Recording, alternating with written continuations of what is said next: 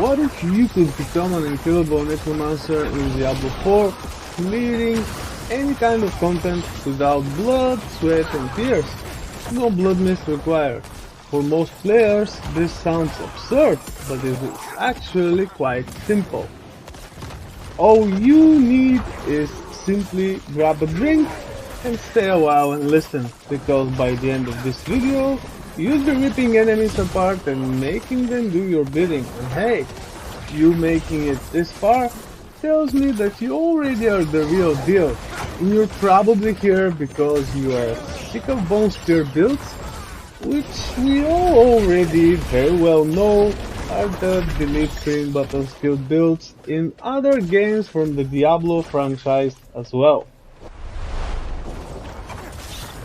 Hi, Master Necromancer Zeiss here with another Diablo 4 video on the Necromancer class, making sure the glaring darkness can show you the light. Because that's right, I always stream my gameplay and I'm gonna show you the bad things too. Should you understand what I'm about to show you, you'll be spreading a plague, making a new blighted name for yourself, as they will all die before they see you coming. Today I'm going to share with you my solo self-found hardcore journey as the Grim fucking Reaper. You got that damn right! And oh boy, I'm not talking about some personification of death or how agricultural families chose to portray a darker death coming out from the bottomless pit for harvest time and serving the balance. I'm talking about death itself, and your time has come. It's about time that you put yourself in that position, because how are you to commune with the dead if you don't know what it takes to put them there in the first place, right? If you've been following this channel, you very well know I still have a few things to work out on this build, but let me show you where I am at and where I would like it to go. I will link in the description below the dungeonist I wanted to be in the first place before going to Uber Lilith and focusing more on damage instead of defense here. Let's see. I have a insane helm here with maximum life, Decrepify and Iron Maiden because I use both curses in my combo. Life, total armor, and the aspect of might to provide additional damage reduction, and a ruby for life. As you can see, this build has a lot of attack power, armor and life. Let's see where it's all coming from. There's aspect of the protector of this armor. It's not maxed out, but it does well. It has plain damage reduction from close and from distant, alongside total armor. Very tanky. This is what makes our build very tanky, alongside with the pants and Paragon Board. The gloves, we focus here on critical strike chance because it can roll twice as high compared to rings, so you can have it only on one ring, or actually don't have it on rings at all. If you want to free up affixes for other useful stuff, this is the way to go. Attack speed, of course, because I'm applying 2 curses initially, then Sever, Reap, something like that. And lucky hit to restore resource. This is actually better for fighting elites and bosses, but I don't have another glove which provides 4 to sever right now. And the aspect of decay, I would like to put it on the amulet, but it's here right now because the amulet is not fully optimized. It's not ancestral amulet. I'll show you in a minute.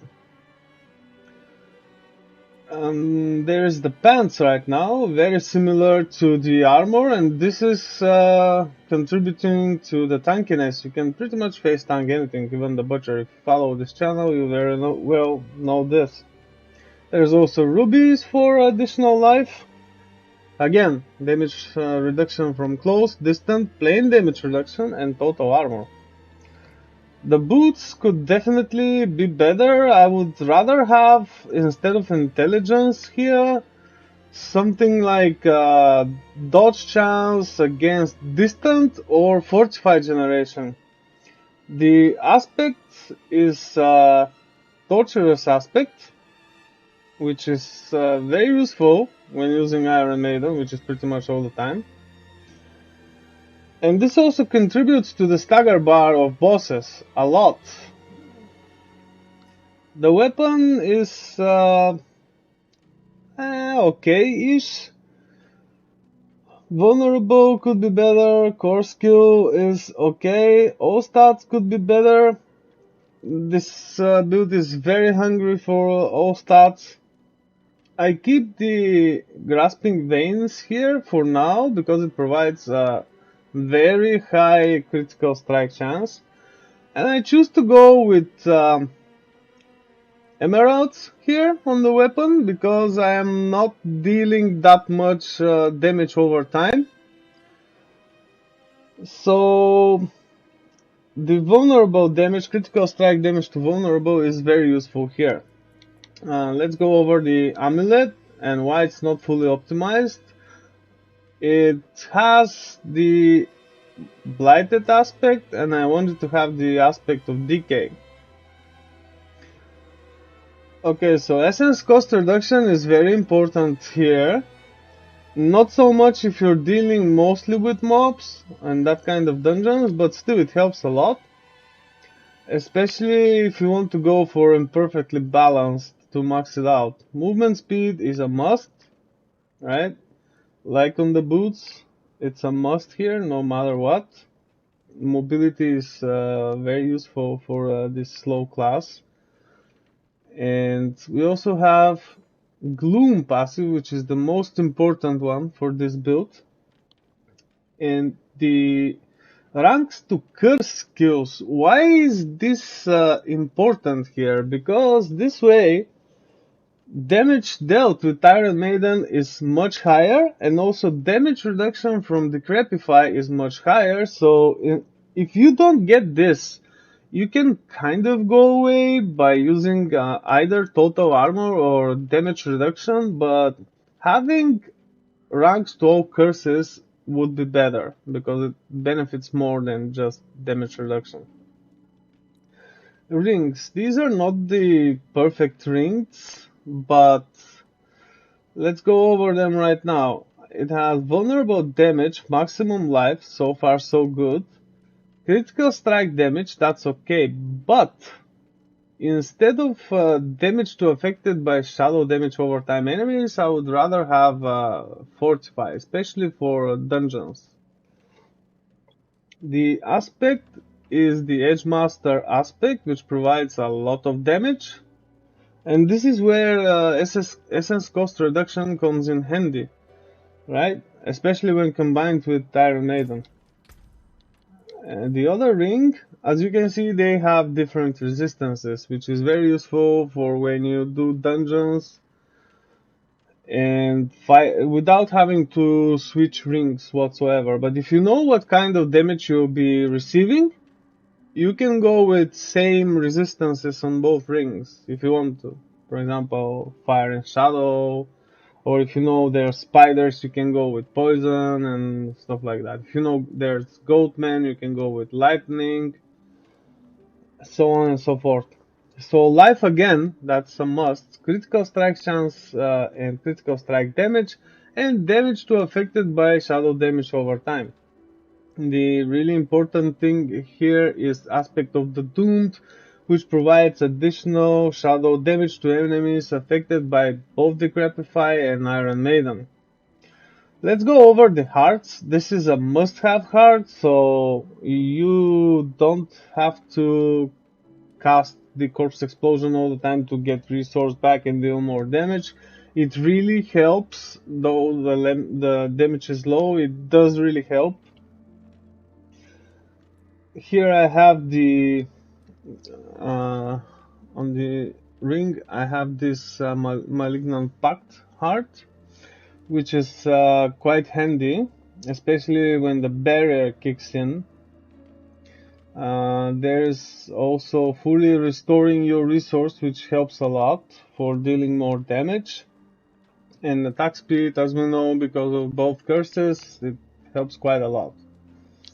And here I have this heart, which is the calculated, and it is very helpful, especially when dealing with bosses, because it and the boots and the curses increase the stagger bar alongside passive. I'm about to go over this right now, but let's do the sacrifices first. I have sacrificed here the shadow, right, the reapers, so I can deal increased shadow damage. The cold skeletal mages increase damage to vulnerable enemies, and the golem I have increased critical strike damage, but I can't summon iron golem. Let's go over the abilities. I was talking about this crippling darkness before, about the stagger bar. So Sever, of course, with a reap, enhanced reap, and acolyte reap to spawn corpses. No matter that, I'm still using hued flesh, but because of this thing right here, I get fortified. And fortify has additional bonus I'll go over later. Sever, of course, it's our main damage dealer. Sever has, okay, where is this? Yeah, makes them vulnerable. This is how I apply vulnerable. Corpse explosion with the blighted corpse explosion. Yeah, thanks you. The grim harvest, just 1 point because of Iron Maiden, right? Killed by death, very important to increase our damage. 1 point to Iron Maiden, Enhanced Iron Maiden, and Abhorrent Iron Maiden. This is how we heal, right? Especially if you don't have sight, which is not really preferred. Amplified damage, of course, and Death's Embrace, because this is kind of a melee build, and because of all the damage reduction and additional health and all that. Especially against the butcher and bosses, I just go straight to them, right next to them. It's not even considered close. It's I would rather say it's just get right next to them, so the second sever hits them as well. Decrepify, of course, damage reduction, the higher the better. And enhanced Decrepify and Horrid Decrepify, because you want to finish enemies off with Reap. And this is very useful for large packs of mobs, especially combined with Corpse Explosion after you sever a few times. Alright, and also the Corpse Tendrils to provide vulnerable and gather the enemies, which we are going to be reaping. Hope it makes sense now. 1 point here, Reaper's Pursuit. Only 1 point here because it doesn't matter for how long they're stunned. I'm actually not sure if this stuns for a longer duration, if it increases the boss stagger bar. I didn't test this yet, but I have this feeling if it stuns for a longer duration, it might be increasing the stagger bar of the boss more. But I didn't fully test this yet. And I think because the build is very tanky, I'll be able to do that. Terror, very useful because you slow with Decrepify and you stun with Decrepify on lucky hit, and also with Corpse Tendrils, which also slows and stuns, but the problem with this is it first slows, then stuns. So you have to Decrepify them in advance or after they're stunned, so this deals even more damage. Gloom, of course, the most important thing here. Attack speed, here with the Inspiring Leader. Standalone, because we don't have minions, even not utilizing Bone Prison. And also Memento Mori for more damage, pretty much. And of course Shadow Blight, which doesn't really help as much as I thought it will. But still, it's because we're dealing shadow damage, this is the way to go, especially having in mind it can crit and it could be applied by just dealing shadow damage, which is all the damage we're dealing except with tendrils, right? It should be physical damage, yep. Okay, let's go over the Paragon. This is, it has some things to pay really good attention to. I went this way, right, first, and I have here Amplify. By the way, I didn't fully level all glyphs yet. I think I have only 1 or 2 more to fully level up. I went here for Armor. This is the last thing you wanna do, probably, because first you wanna go right here and focus on Willpower, because you're going to use Darkness first, here. Darkness, then go here, get the knowing darkness, right? You can utilize those 2 nodes initially, and also this one right here for more life. I'll explain why I switched this a bit later. So you want to reach right here. I'm not using this thing Wither because I'm dealing plain shadow damage, not overtime one. But if I'm going bossing like Uber did it, I plan to reduce the life, reduce the defenses, and use this instead. So from here I went straight here, Scent of Death, of course, because there's a lot of damage here. You can utilize all of those initially. And you go straight to the glyph here. I'm using Sacrificial because I'm not using any minions. Why Sacrificial? Because it provides really high bonus to magic nodes, and as we can see, there are armor nodes here, which comes in, all this comes in quite handy. That's a lot of armor you can get from this alone. And because it provides, it requires intelligence, you can just get the intelligence on your way to the glyph, and you're done here. Then, after this, right, I am going to get some life and critical, and going straight up to get more armor.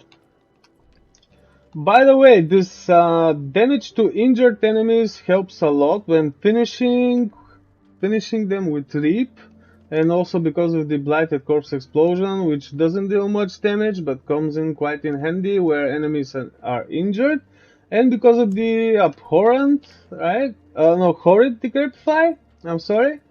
Horrid Decrepify, and this is how they die when they get low health. And getting them to low health with Sever is very easy. Then you want to go here to Bone Graft, which may sound weird, but if you go with Bone Graft first, you can get more life and armor here, right? And because this here, the Tenacity node, will have low willpower requirement if you go straight here first. Then you go to the right and focus on willpower here, because you're gonna place darkness here and swap the darkness from here and use abyssal. This is because it will also increase your damage and shadow resistance, and this is how you get shadow resistance without having it anywhere on your items, right? As you can see, I have here all resistance from the amulet, and cold and fire, and lightning and poison on the rings, right? And then it's a good idea to go all the way here and get these nodes. I am using critical strike chance here from Essence, but doesn't really matter if you want to place Exploit or Essence because they're both dexterity. And then I went for more critical and the power itself, right? Flesh Eater. Then Moving on down there to these parts, right? As you can see, the bonus here of the thick height is damage while fortified, which is not as important if you first go here to get additional 4% maximum life, right? This is why the order of the Paragon Board is such. And you can get the additional life here, and it doesn't really matter if exploit here or the essence. And there's more damage while fortified here as well, and the requirement is really easy to meet. If you want to go with more dexterity here, it's quite easy to get. 1 point here, 2 points here. And that's pretty much it. Focusing on life and armor and defenses in general as much as possible. Because this is hardcore, obviously. You see the Scroll of Escape and Elixir of Detivation, those are hardcore only items. I also happen to have the Curative Elixir here because it provides Unstoppable if I want to get out of some kind of CC, because I'm not using Blood Mist at all. I think that covers this build, so I might play with it a bit more when I have the extra time. We'll see. Elixirs I am using, it's usually pretty much anything, but Third Eye helps a lot, Iron Barb helps a lot, and also the attack speed one helps really a lot. Or the... where is it? The Precision. Combat and Fortune, not so much, but Precision, I don't have it right here, but it increases critical strike and damage. That's basically it. Let me know what you guys think about this build. Would you approach it differently?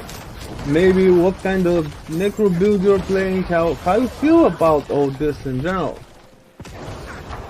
There's a comment section below the video, so that's where you can do all that.